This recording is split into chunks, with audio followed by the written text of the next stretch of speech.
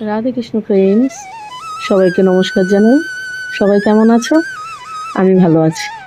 তো এটা শ্রাবণ মাস, আজ শ্রাবণ মাসের প্রথম সোমবার।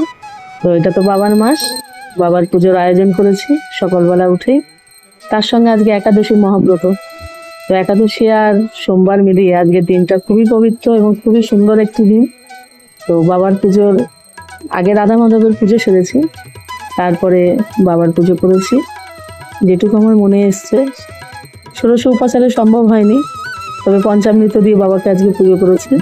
যেরকমভাবে ঘরোয়াভাবে করি ঠিক সেরকমভাবেই বাবার পুজো করেছি। তো শ্রাবণ মাস মানেই তো বাবার মাস, বাবাকে নিবেদন করা একটা মাস। তো আমার মতন অনেক ভক্তরাই আজকে শিব পুজোয় মগ্ন।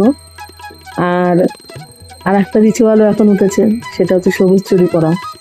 তো আগে ছিল না, এখন এটা এসছে। এটা একটা সাউথ ইন্ডিয়ান রিচুয়াল।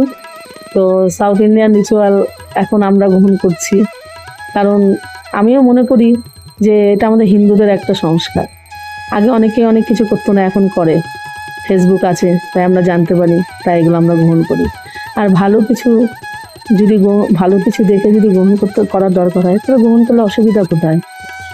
তাই আমিও এটা গ্রহণ করি, কারণ এটা আমাদের হিন্দু ধর্মেরই একটি নিয়ম। তো আমিও সবার মতনই সবুজ চুড়ি আনি, বাবার কাছে পুজো দিয়ে বাবাকে সমর্পণ করে তারপরে আমি সেই চুড়িটি নিজেও পরি।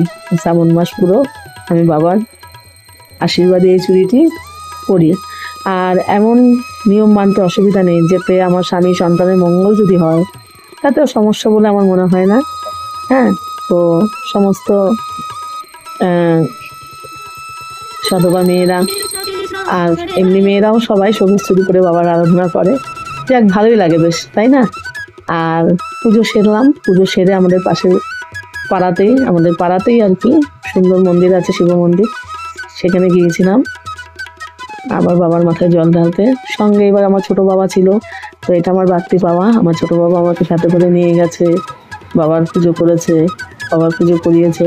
তো সেখানে পুজো শেষ করে বাড়িতে এসে বাবার প্রসাদ, রাধা মাধবের প্রসাদ একসঙ্গে পেয়ে আজকে আমার একাদশী এবং শিবব্রত সম্পন্ন হয়েছে। বাবার কাছে একটাই প্রার্থনা, বাবা সকলের মঙ্গল করুন, সবাইকে সুস্থ রাখুন, ভালো রাখুন।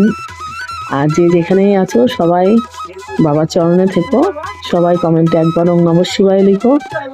আর বাবা যেন আমার মাথার উপর থাকেন, তার শ্রীচরণ দুটো যেন আমার মাথায় থাকেন। আর আমি জানি জন্মে জন্মে কৃষ্ণ ভক্ত হতে পারি, এই কৃপাটুকু জানি করেন। ওম নমঃ শিবায়। হর হর শম্ভু।